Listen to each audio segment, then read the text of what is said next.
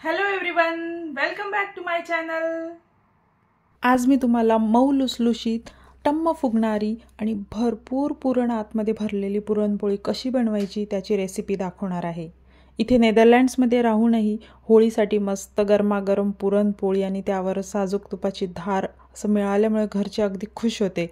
चला तर मग तुम्हाला मी आजच्या व्हिडिओमध्ये दाखवते की डाळ आणि गूळ किती प्रमाणात घ्यायचं, डाळ कशी शिजवायची, कणिक कशी मळायची आणि पोळी लाटताना फाटू नये आणि मस्त टम्म फुगावी म्हणून कशी लाटायची तेही दाखवेल। So let's get started.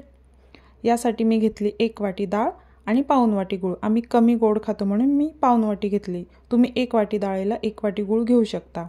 आता ही डाळ मस्त व्यवस्थित स्वच्छ धुवून घ्यायची आणि थोड्या वेळासाठी भिजवत ठेवायची आहे पाणी टाकून। मी अर्धा ते 1 तासच भिजवली आहे। तुम्ही त्यापेक्षा जास्त वेळही भिजवू शकता। आता एका कुकरमध्ये मी 2 वाटी पाणी घेते। ज्या वाटीने डाळ मोजली त्याच वाटीने पाणी घ्यायचे। 1 वाटी डाळ म्हणून 2 वाटी पाणी। तुम्हाला जर कटाच्या आमटीचं प्रमाण जास्त हवं असेल तर पाणी थोडं जास्त टाका। आता त्या पाण्यामध्ये मी ही डाळ टाकते। तुम्ही पाणी घेताना आधीच गरम घेतलं तर अतिउत्तम, थंडही चालेल। आता यात थोडी चिमूटभर हळद टाकायची जेणेकरून पुरणाला छान कलर येतो आणि थोडंसं तेल, ज्यामुळे डाळ व्यवस्थित शिजते। आता मी कुकरचं झाकण लावून मस्त 4 शिट्ट्या घेणार आहे। तुम्ही तुमच्या कुकरच्या पद्धतीनुसार 3 ते 4 शिट्ट्या घेऊ शकता। आता मी कणिक मळण्यासाठी ज्या वाटीने डाळ मोजली त्याच वाटीने दीड वाटी पीठ घेतलं आहे। त्यात थोडीशी चिमूटभर हळद टाकायची जेणेकरून पुरणपोळीला छान कलर येतो। आता मी साखर दळून ही पिठी साखर बनवली होती। 1 छोटा चमचा पिठी साखर आणि थोडंसं चिमूटभर मीठ टाकायचं। थोडंसं 1 टेबलस्पून तेल टाकायचं आणि हे सगळं अगदी एकजीव करून मस्त आपल्याला कणिक मळायची आहे। तर यात थोडं थोडं पाणी टाकून कणिक अगदी सैलसर मळायची आहे। आपण चपातीसाठी करतो तशी नाही करायची, त्यापेक्षाही थोडी सैलसर मळायची आहे। त्यामुळे पाण्याचं प्रमाण थोडं जास्त लागणार आहे। तुम्ही बघू शकता मी घट्ट तर अजिबातच मळत नाही आणि चपातीला करतो त्यापेक्षाही थोडी सैलसरच कणिक मळत आहे। आता यावर थोडं पाणी अजून टाकायचं आणि अर्धा ते 1 तासासाठी झाकून ठेवायचं आहे। आता आपली ही कणिक आपण तिंबण्यासाठी ठेवली आहे। तोपर्यंत आपल्या इकडे कुकरच्या शिट्ट्याही झाल्या आहेत। मी आता चेक करून बघते डाळ शिजली आहे की नाही। डाळ शिजलेली दिसते, पण आपण चेक करून बघूया। तर मी डाळ अशी प्रेस करून बघते, वा मस्त शिजली आहे, अगदी मऊ झाली आहे, थोडीही कुठेही कडक नाही आहे। आता आपण एका भांड्यावर स्ट्रेनर ठेवून ती डाळ स्ट्रेनरमध्ये टाकून घेऊया। खाली जे पाणी आलं आहे डाळीचं ते आपण कटाची आमटी किंवा खानदेशात त्याला रशी म्हणतात त्यासाठी वापरू शकतो। आता मी एका मिक्सरच्या भांड्यामध्ये ही डाळ आणि गूळ ब्लेंड करून घेणार आहे। हे केल्याने ही डाळ अगदी मस्त स्मूथ होते आणि पुरणाची पोळी लाटताना पोळी अजिबात फाटत नाही। हे पुरण दळताना त्यात पाणी वगैरे ॲड करायची गरज नाही, कारण गुळाला स्वतःचंच पाणी सुटते, त्यामुळे ते व्यवस्थित दळले जाते। आता मी एका हेवी बेस भांड्यामध्ये 1 टीस्पून तूप टाकले आणि त्यात हे दळलेलं मिश्रण पुरणाचं मी ॲड करते आणि याला व्यवस्थित मस्त आता शिजवून घेऊया। खूप हाय फ्लेमवर करायचे नाही आहे, मीडियम टू लो फ्लेमवरच आपल्याला हे कंटिन्यूअस मिक्स करत राहायचं आहे।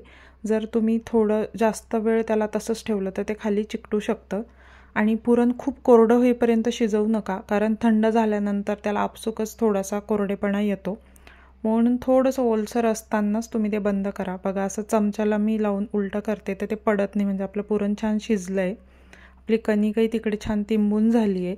आता हे शिजलेलं पुरण एका वेगळ्या भांड्यात काढून घ्यायचं आहे, कारण कढई गरम असल्याने आपण त्यातच ठेवलं तर ते खाली चिकटतं। म्हणून मी एका वेगळ्या भांड्यात हे काढून घेते जेणेकरून ते लवकर थंडही होईल आणि चिकटणारही नाही। आता ह्या कणकेमध्ये आपण थोडंसं तेल टाकून त्याला मस्तपैकी पुन्हा एकजीव करून घेऊया। तुम्ही बघू शकता कणिक किती छान तिंबली आहे, मस्त लांब ओढली तरी ओढली जाते, छान मऊ पण झाली आहे आणि हळदीने बघा थोडा कलरही मस्त आला आहे। आता आपली कणिक मस्त तयार आहे आणि आपण मस्त आता पुरणाची पोळी लाटायला घेऊया। पुरणाची पोळी लाटण्याच्या आधी आपलं जे पुरण आहे ते पूर्णपणे थंड झालेलं असायला हवं। आता मी ही कणिक करत होती तोपर्यंत ते छान थंड झालं आहे। बघा असे पुरणाचे तुम्ही आधी गोळे करून ठेवू शकता। मी हा एक गोळा घेतला आहे आणि आता मी एक कणकेचा छोटा गोळा घेते. जेवढा मी कणकेचा गोळा घेते त्याच्या डबल मी पुरणाचा गोळा घेणार आहे. तर हा कणकेचा गोळा पीठ लावून छान व्यवस्थित गोल करून त्याला आधी आपण थोडंसं लाटून घेऊया. आणि लाटताना सेंटरला जाडच असू द्यायचं आहे, काठांकडे जरा बारीक ठेवायचं आहे. आता हा माझा लाटून झाला, त्यात मी हा पुरणाचा गोळा ठेवते बघा. आणि अशा पद्धतीने तुम्ही त्याला मस्त फोल्ड करून घ्यायचं आहे. जसे आपण उकडीचे मोदक वगैरे करतो त्याच पद्धतीने तुम्हाला हा गोळा बनवून घ्यायचा आहे. जेवढी कणिक आहे त्याच्यात दुप्पट मी पुरणाचा गोळा घेतला आहे ऑलमोस्ट. आता एक्स्ट्राची जी कणिक आहे तीही काढून घेतली आहे. मस्त याला गोल गोल फिरवून घ्यायचं जेणेकरून ते पुरण सगळ्या साईडला पसरतं. आणि त्याला जरा प्रेस करून दोन्ही बाजूने मस्त पीठ लावून आता आपण लाटून घेऊया. लाटताना एक गोष्ट लक्षात ठेवायची, खूप प्रेस करून लाटायची गरज नाही आहे.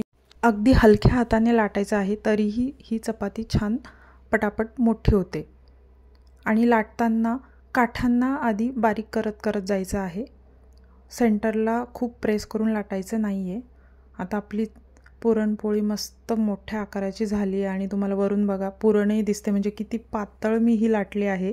आणि पुरणही भरपूर घातलं आहे आणि सगळ्या कॉर्नरपर्यंत पुरण गेलेलं आहे. आता एक तवा मस्त गरम झाला आहे, त्यावर तूप पसरवून घेऊया. आणि मग ही पुरणपोळी मस्त आपण खरपूस अशी भाजून घेऊया. वरूनही मी तूप टाकलेलं आहे, तुम्हाला हवं त्या प्रमाणात तुम्ही तूप टाकू शकता. आणि आता बघा आपली पुरणपोळी हळूहळू मस्त फुगते. इंडियामध्ये असताना तर भरपूर वेळा पुरणपोळी केली, परंतु नेदरलँड्समध्ये परदेशात राहून पुरणपोळी करण्याचं सुखही वेगळं आहे आणि खाण्याचं सुखही वेगळं आहे. बघा आता ही पुरणपोळी आपण काढून घेऊया एका प्लेटमध्ये. आणि अशाच पद्धतीने आपण इतरही सगळ्या आपल्या पुरणपोळ्या बनवून घेऊया. अगदी पटापट होतात कारण आपलं पुरण रेडी. तुम्ही पुरणाचे गोळेही आधीच करून ठेवू शकता, कणकेचे गोळेही आधीच साईडला काढून ठेवू शकता. याने मग अगदी पटापट ह्या पोळ्या होतात. मस्त गरमागरम पुरणाची पोळी आणि त्यावर साजूक तूप टाकून काय अमेझिंग लागतं ते. तर अशा पद्धतीने आम्ही इथे होळी तर नाही पेटवू शकलो, परंतु पुरणाची पोळी, कटाची आमटी म्हणजेच रशी, खीर वगैरे ह्या सगळ्या गोष्टी करून आम्ही मस्त होळी सेलिब्रेट केली. तर तुम्ही पण मी ज्या पद्धतीने पुरणपोळी बनवली त्या पद्धतीने करून बघा, खूप मस्त होते. तुम्हाला हे नक्की आवडेल. If you are new to my channel, please subscribe and stay tuned for more such videos. Tata, bye bye.